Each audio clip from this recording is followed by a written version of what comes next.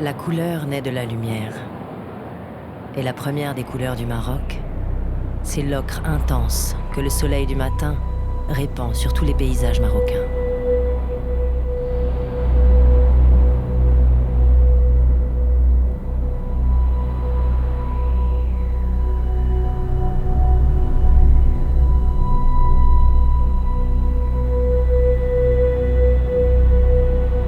L'ocre, c'est la couleur de la roche, la couleur profonde de la terre du Sud.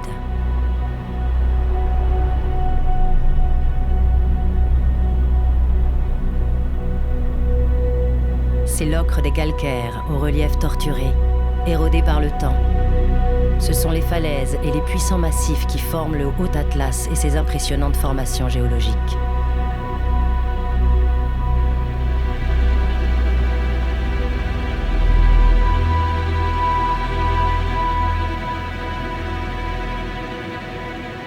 Dans les plissements de la roche, dans les plis et les chevauchements de la terre, les ocres des argiles, des grès et du granit colorent les pentes des vallées qui modèlent à perte de vue un paysage lunaire.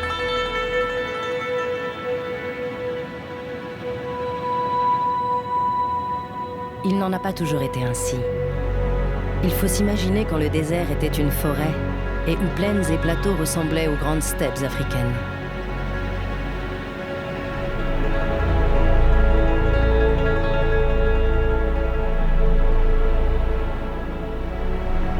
Il y a près de 7000 ans, au Néolithique, des hommes ont vécu ici, dans les abris sous roches du sud du Maroc.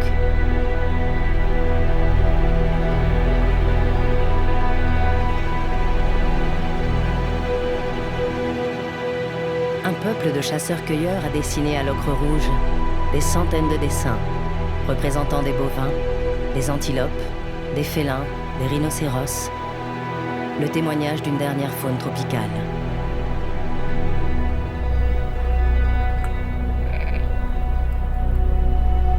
Leurs lointains descendants peuplent toujours cette terre, désormais battue par des vents chargés de poussière. Ils ne chassent plus pour vivre. Ils sont éleveurs et se contentent toujours de peu.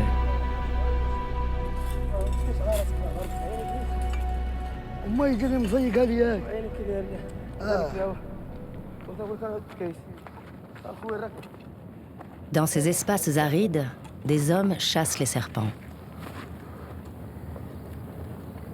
Abdallah et Habas, l'oncle et son neveu, défient les reptiles les plus dangereux au monde.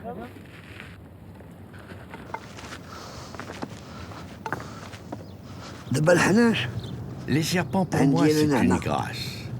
Il y en a qui ont peur d'eux, comme toi et comme d'autres. Mais pour moi, c'est notre pain. Quand je vois un serpent, c'est comme si j'avais vu ma raison de vivre. Mon ami, mon frère, mon fils. Les serpents, c'est tout ce que je cherche dans cette vie. Mon neveu est comme moi, parce qu'à chaque fois qu'il se fait mordre, il ne lui arrive rien. Souvent, je me suis fait mordre quand j'étais seul dans le désert. Mais cela ne fait presque rien. Ça me paralyse un peu et j'attends que ça se passe. De toute façon, dans ces cas-là, il n'y a personne pour te sauver.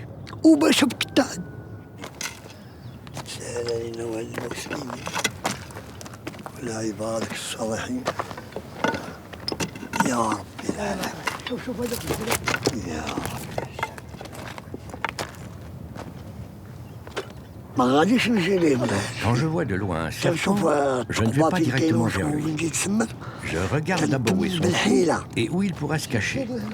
Il faut faire ça avec intelligence. Quand j'ai trouvé son trou, je contourne alors le serpent pour l'attraper facilement. Moi je l'ai vu, mais lui ne m'a pas vu. Et ainsi je le surveille. Je me rapproche de lui et lui dis bonjour, viens ici. Quand enfin je l'ai attrapé, je suis certain qu'il va vouloir me mordre. Regarde, il est là.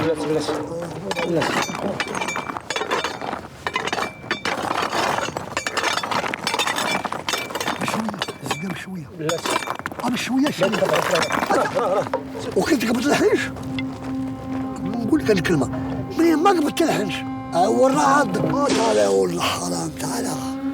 Grâce à Dieu, on l'a trouvé.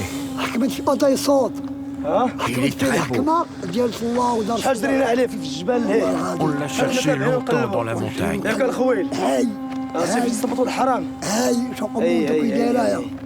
Il est beau, le cuivré. Les touristes vont l'adorer.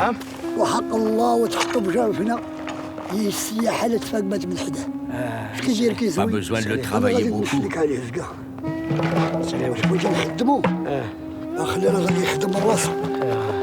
Lorsqu'il se sent en danger, un cobra se dresse et déploie sa coiffe pour en imposer à son adversaire. Ses crochets creux ainsi que de puissants muscles situés à l'arrière de la gueule propulsent le venin en visant les yeux de son adversaire pour le rendre aveugle. Le cobra est passé maître dans l'art de la dissuasion et de l'attaque fulgurante.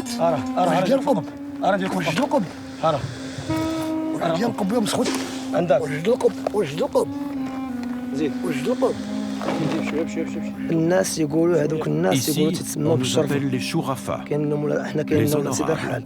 On vient de familles célèbres comme les Sidi Rahab et les Boya Omar. Nous venons de Boya Omar à Khala. Et chez nous, il y en a qui peuvent boire de l'eau brûlante, marcher pieds nus sur du verre. Et nous, on supporte le venin. C'est Dieu qui nous a donné ce don. Nous sommes les Shurafa, et les gens nous respectent parce que nous mettons notre vie en danger avec le venin. Les gens nous bénissent de faire ce travail, jouer avec le venin, même s'il tue.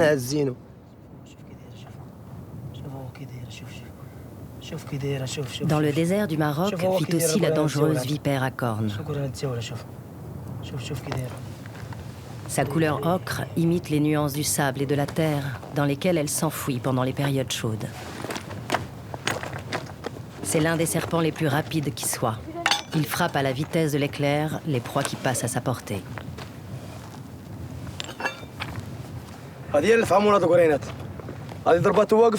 Voici la vipère à cornes. Si elle mord quelqu'un debout, il meurt debout. Quand elle mord un dromadaire, on peut lui dire adieu. Elle se cache dans le sable. Et on ne voit que ses cornes qui dépassent. Embrasse-moi. Embrasse-moi.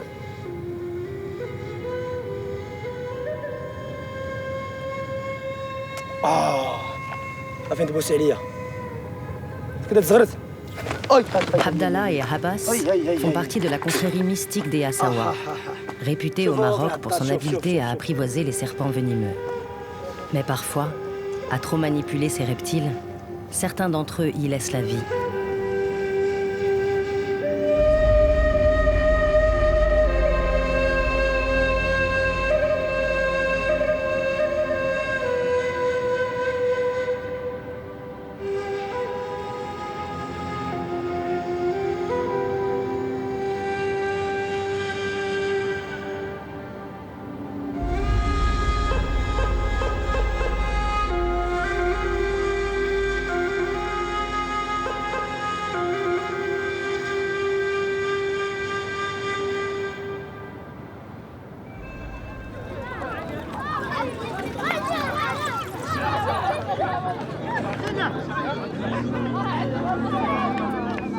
Comme par mimétisme, l'ocre foncé des montagnes est l'exacte couleur du pelage du dromadaire. Cet animal, élevé pour son lait, sa viande, son cuir et pour des méharées dans le désert, est à l'occasion une bête de course.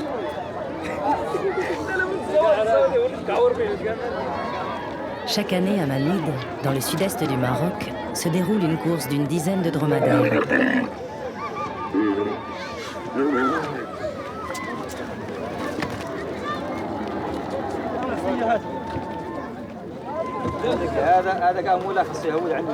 Les plus âgés comme Larsen, qui a remporté de nombreuses courses, conseillent aujourd'hui les jeunes sur la conduite de l'animal.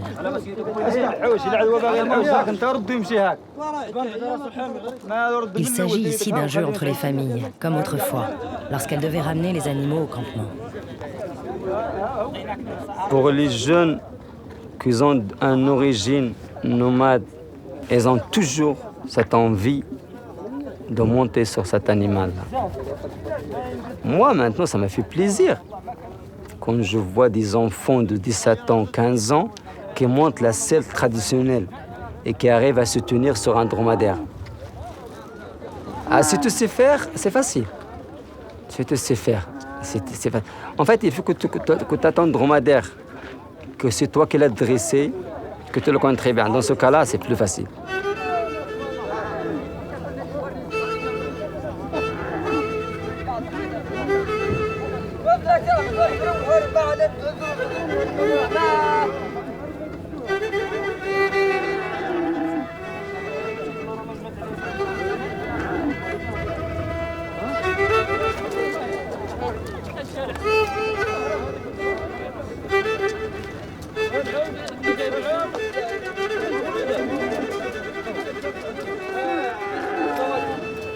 Ce qui n'est pas évident, c'est quand on monte sur le dromadaire et te perd la course. Parce que ce problème, c'est pas que toi. C'est toi, c'est ton dromadaire, ta famille, ta grande famille. Hein? C'est une responsabilité.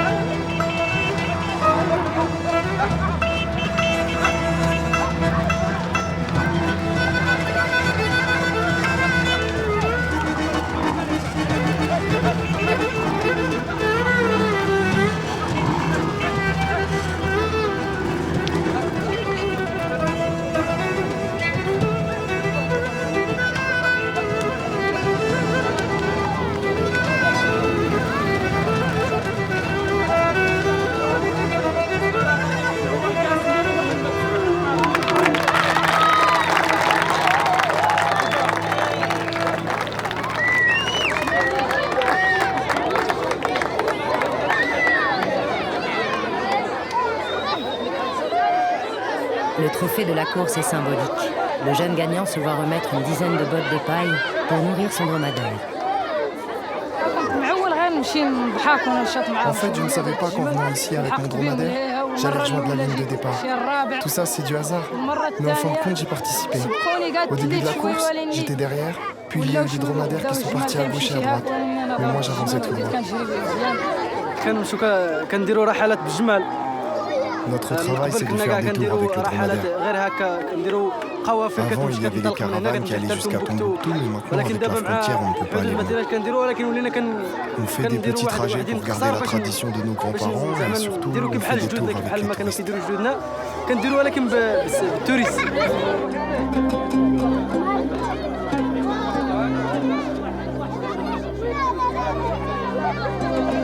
À Mamid, les jeunes suivent aujourd'hui les traces des anciens, pendant que les plus petits portent des regards envieux sur leurs aînés, rêvant comme eux de voyages dans le désert du Sahara, à dos de dromadaire.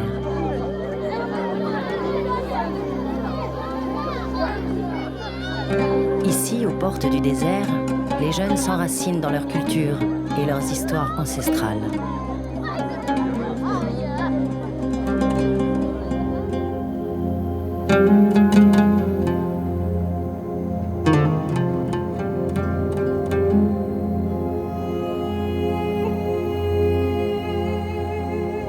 À quelques heures de piste de Mamid, on peut encore rencontrer quelques éleveurs de dromadaires qui vivent ici, dans ce désert de rocailles.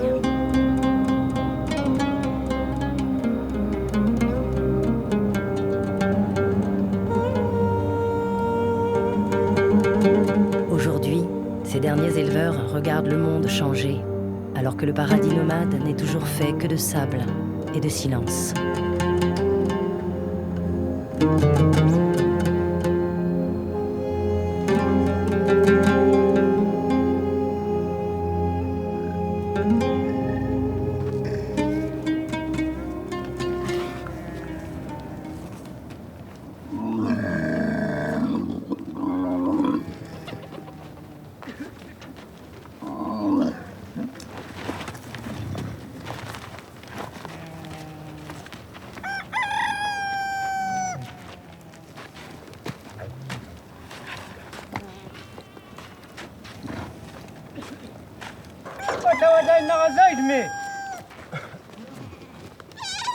Il y a 50 ans, le désert de Mamid comptait des dizaines de familles nomades comme celle de Zaïd, qui vit ici toute l'année avec sa mère, son père, sa femme et leur petit garçon de 3 ans.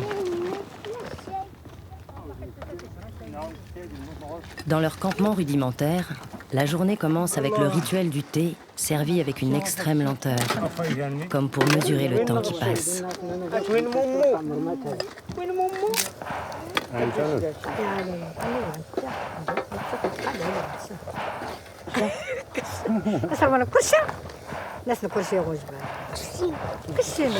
Le thé, introduit au Maroc par les Anglais en 1854, est la boisson nationale, présente à tous les instants de la vie quotidienne.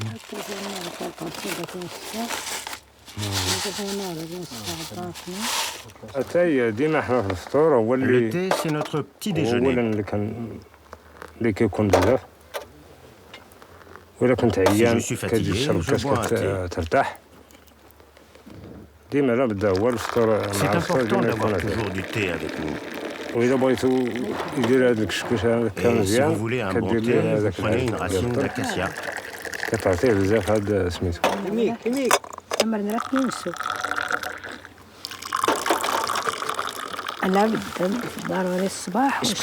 le matin, le midi, au coucher du soleil et le soir. On le prépare tout le temps, en fait. بارد شوي ما هو بارد تمام زين غير على غنمض كي بغيت تقول انت اللعب طبعا هتختن السحن مثلا السحن يا تدير شوية كريم وتزيد وي تدير بعدا اتيرا. Dans ce coin désertique du sud-est du Maroc, la famille de Zaïd vit essentiellement de l'élevage. Quelques chèvres, un âne et surtout une trentaine de dromadaires constituent toute leur richesse. Le dromadaire, bien sûr, c'est important qu'il soit là. C'est lui qui nous donne du courage pour vivre et faire plein de choses. Je peux faire un long trajet avec. Il est robuste. Même s'il a soif ou faim, il peut continuer à marcher pour chercher ce dont il a besoin. Et si je suis fatigué, je peux monter dessus. Il peut traverser les pistes et les dunes. Il n'a aucun problème. Il a vraiment une grande patience. Même s'il n'a pas à manger ou s'il n'a pas à boire, il peut traverser 40, 50, jusqu'à 60 km dans la journée. Et il est en forme.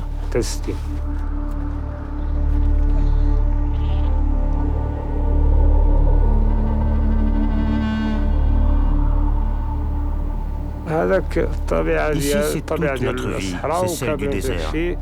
J'ai grandi ici et on a beaucoup de mal à vivre ailleurs que dans le Sahara, même si les conditions sont rudes. Le travail est dur, mais on donnerait le peu qu'on a pour ne pas partir d'ici. Même si c'est dur, même s'il y a la sécheresse, peu importe, du moment qu'on reste ici.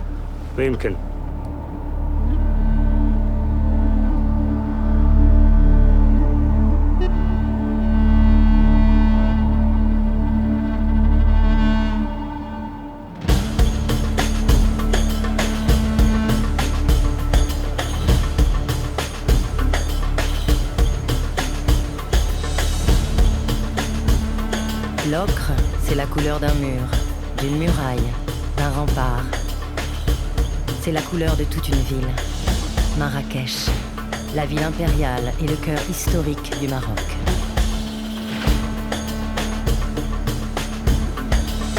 Marrakech, c'est la ville ocre par excellence qui puise dans la terre son architecture. Une terre métamorphosée en cité des hommes.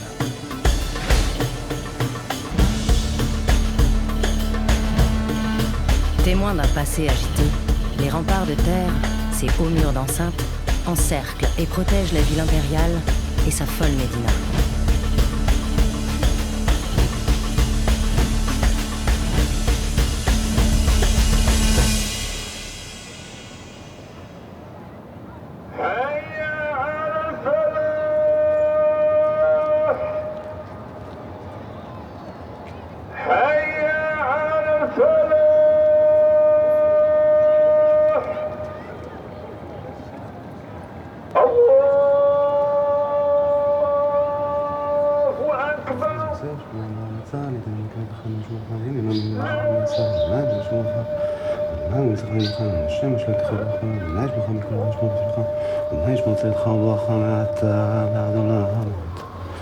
Comme la plupart des Marrakchis, Artsi Ifrak, un jeune créateur de mode, commence sa journée par une prière.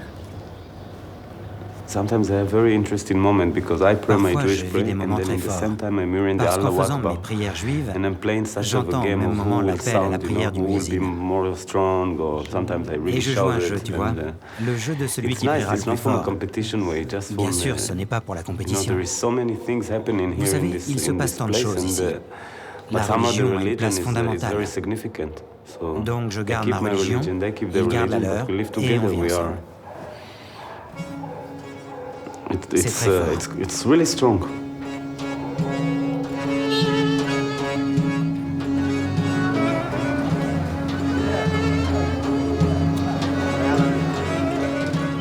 Marrakech, la spirituelle, respire la tolérance. Ici se côtoient sans heurts depuis des siècles des religions qui se haïrent par ailleurs. Le centre de la ville, fait de terre et de chaux, abrite sa fameuse Médina, l'une des plus grandes d'Afrique. Exubérante, parfois exaspérante, elle expose les merveilles de la ville.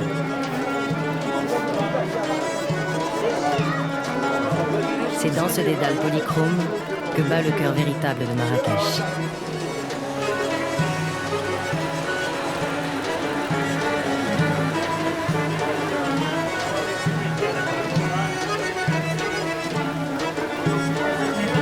Le Maroc, c'est l'art infini de la couleur. Les teinturiers s'affairent toujours sur leurs vieux chaudrons noirs fumants, où sont brassés les fils de laine ou de coton, dans un bain de teinture bouillante.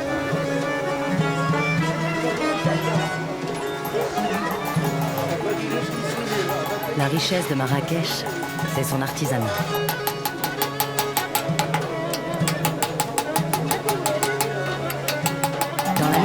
Près de 40 000 artisans travaillent toutes sortes de matériaux, comme le cuivre patiemment œuvré par les guinandiers et les marteleurs.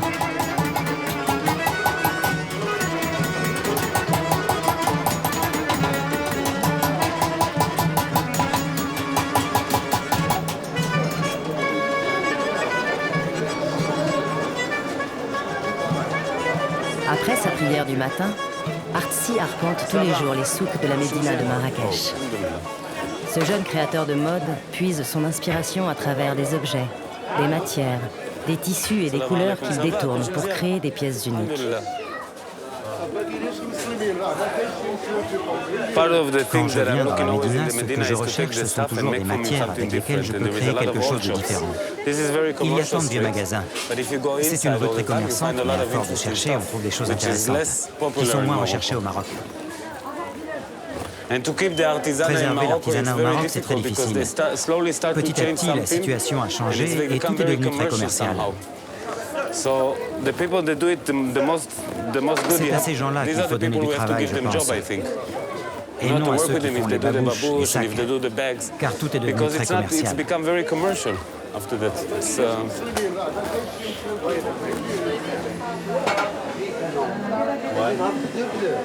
Artsi travaille avec des artisans de Marrakech qui créent sur mesure les chaussures, accessoires et vêtements qu'il a imaginés.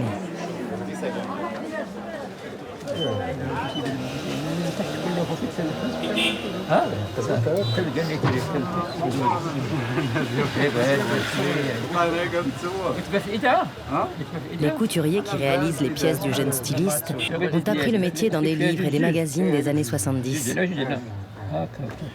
Ils exécutent aujourd'hui avec talent tout genre de vêtements à la demande. C'est Artsi lui-même qui nous montre comment réaliser ces modèles à partir d'un dessin. Chaque pièce demande du temps. Par exemple, pour cette pièce qu'il nous a amenée, Artsi souhaite que l'on rajoute des formes ici. On l'a dessiné, maintenant on travaille dessus. Et chacun d'entre nous travaille sur la même pièce. C'est d'ailleurs comme ça que l'on réalise de bonnes pièces. Sur cette chemise, j'ai posé les boutons, le col, les manches, et maintenant elle est finie. Il ne reste plus que le repassage. Artsy a un style très original. Des fois, il nous ramène des dessins raisonnables. Et d'autres fois, il nous demande des créations très bizarres, comme des pantalons très larges attachés en bas par des élastiques. Il est vraiment imaginatif et nous, on fait tout pour qu'il soit satisfait. Et grâce à Dieu, notre travail lui plaît.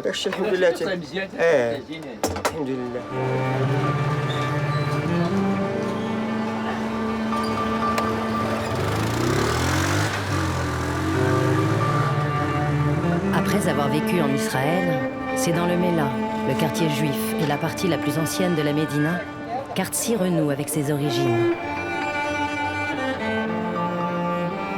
Dans le riad, qui appartient à sa famille depuis 250 ans, il expose ses collections et ses pièces uniques.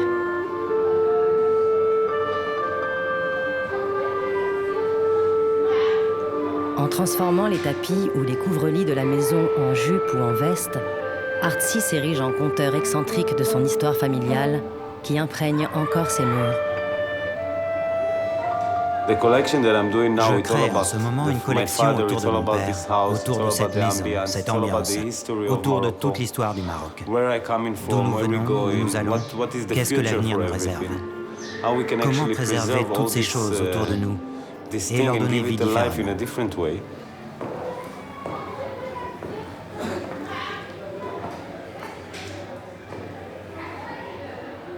Vos yeux sont toujours sollicités au Maroc. Il y a tant de couleurs. L'ocre est très présent car toutes les maisons sont de cette couleur. J'ai aussi réalisé une collection dans cette teinte. Pour moi, c'est la couleur de la joie en chacun de nous. C'est la richesse de toute chose. Pour nous, au Maroc, l'énergie vient des couleurs. Et la couleur est partout ici.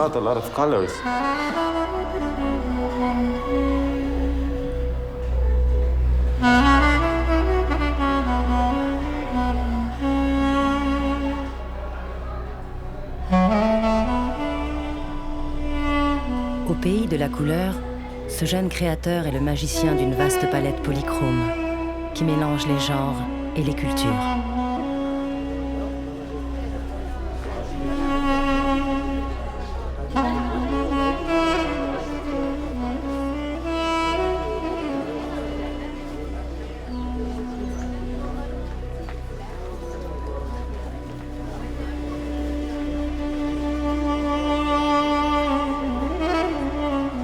Ainsi, tous les jours, Artsy fouille son histoire dans le dédale des ruelles de la Médina, en quête de couleurs et de matière pour raconter le Maroc d'hier et d'aujourd'hui. À Marrakech, ce créateur original a renoué avec le fil coloré de sa vie, tendu entre deux cultures.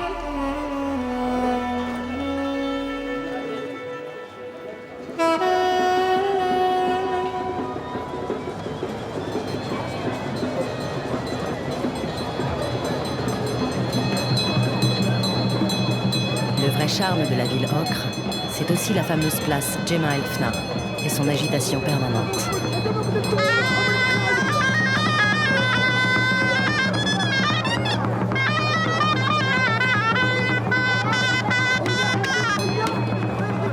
Quand il ne chasse pas les serpents, Abdallah et son neveu s'y donnent en spectacle.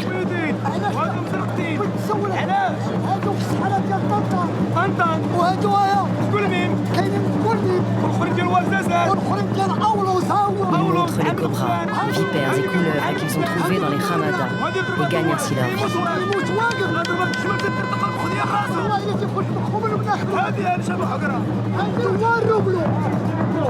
Mais cet art populaire est aujourd'hui largement contesté. Pour ne prendre aucun risque avec les badauds, il semble qu'on perce la glande à venin des reptiles, ce qui entraîne leur mort quelques mois après.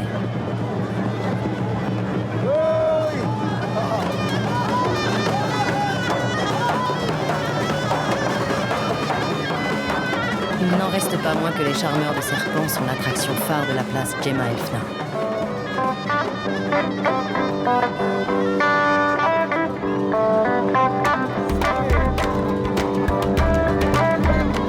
En 2001, Ce haut lieu traditionnel et populaire du Maroc a été déclaré chef-d'œuvre du patrimoine de l'humanité par l'UNESCO. Djema El Fna, c'est une véritable cour des miracles aux couleurs du Moyen-Âge. Les montreurs de singes, les conteurs, les arracheurs de dents, les écrivains publics, les bonimenteurs, les diseuses de bonne aventure et autres voyants qui prédisent l'avenir semblent toujours avoir été là. Djema El Fna, c'est une place folle, pleine de magie et tout tourne autour d'elle.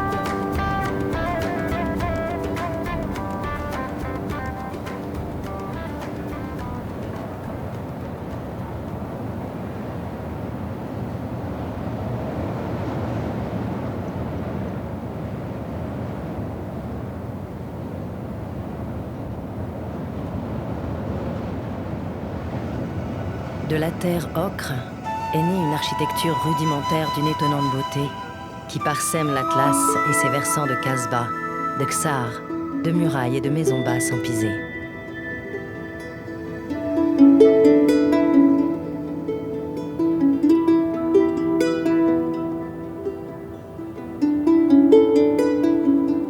Avec le temps, cet empire de terre tend à disparaître. Les constructions retournent aux éléments, pendant que les hommes détournent le regard.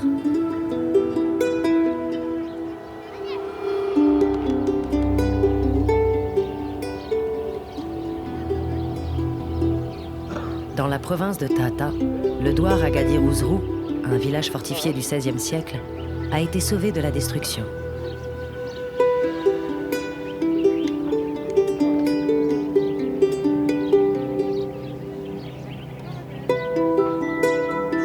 Une jeune architecte marocaine, Salima Nadji, avec l'aide de quelques artisans locaux spécialement formés au travail de la terre, ont redonné dignité à cette citadelle rurale.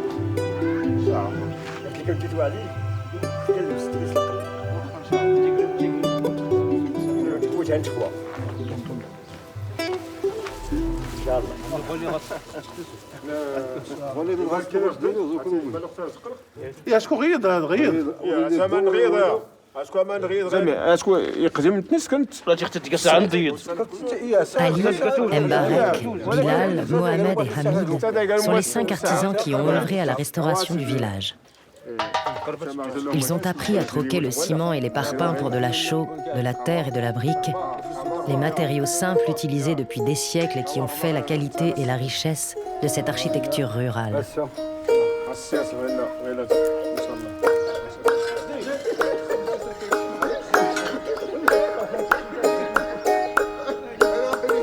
Leur restauration la plus importante est celle de la porte sud du village, qui s'était effondrée.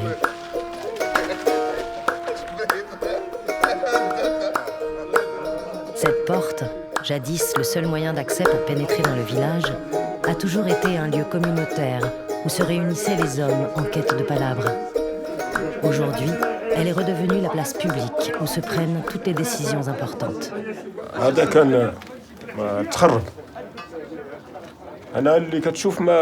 Il y a encore peu, cette porte était en ruine. Il n'y avait rien de ce que l'on voit maintenant. C'est nous-mêmes qui l'avons restauré, en stabilisant les supports. Puis, en la reconstruisant telle qu'elle était il y a 400 ans, avant qu'elle ne soit détruite et que plus personne ne s'en occupe. Cette porte est restaurée telle qu'elle fut à l'origine. Nos arrière-grands-parents racontent que cette porte était leur coin de repos.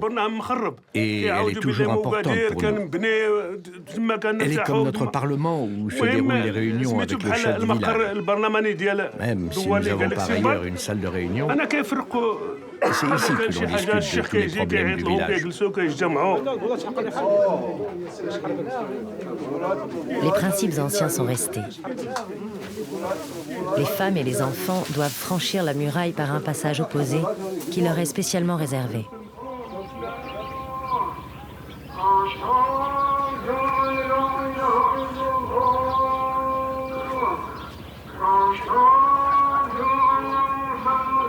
Derrière les façades restaurées de ce village, de grosses bâtisses menacent toujours ruines. Ces vestiges racontent la riche histoire des nobles qui vivaient ici.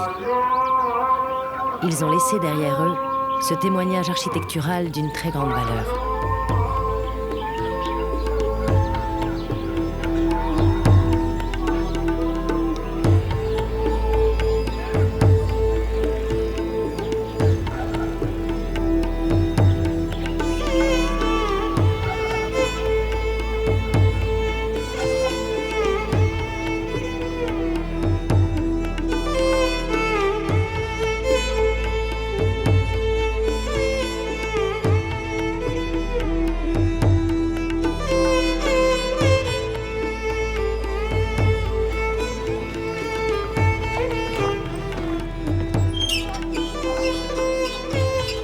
Partout sur cette terre du sud marocain se cachent ainsi 1000 trésors architecturaux, comme la mosquée d'Agadir Hamgar, dont il ne reste aujourd'hui que le minaret et quelques murs.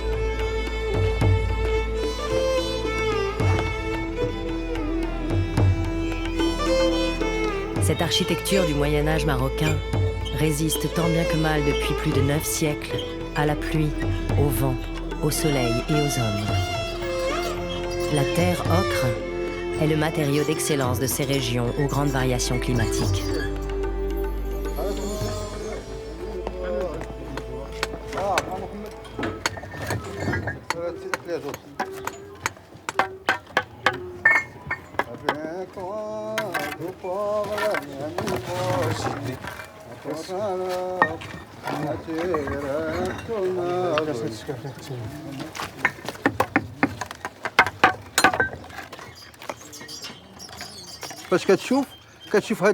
Quand on voit ce travail, et quand on pense qu'avant ils n'avaient pas les mêmes moyens que maintenant, ils ont réussi malgré tout à construire une tour solide et bien faite dans les moindres détails. C'est vraiment bien fait parce qu'on a étudié les moindres recoins de ce minaret.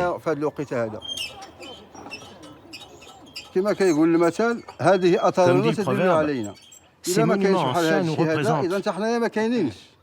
Si de telles choses n'existent pas, alors on n'existe pas. Ça représente nos origines et notre grande histoire. C'est pour ça qu'on est ici, pour que ce minaret ne disparaisse pas. Si ça avait été le cas, nous aussi on aurait disparu. C'est comme si on n'avait jamais existé.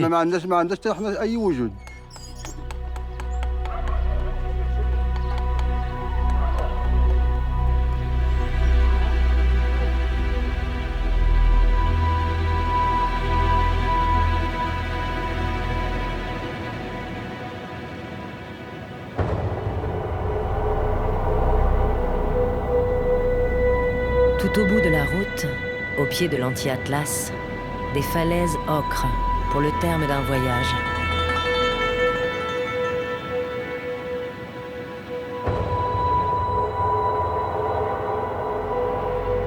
L'homme a construit sur ces fortifications naturelles un grenier, tel une citadelle imprenable.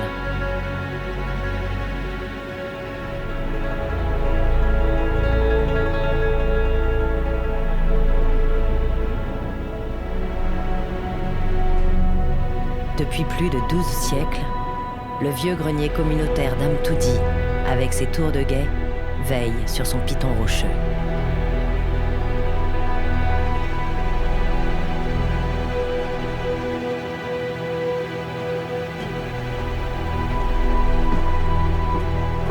Restauré et transformé en musée, l'Agadir Amtoudi est le symbole d'une architecture marocaine qui a su défier le temps. Il reste à demeure le gardien de la grande histoire de ces régions désertiques.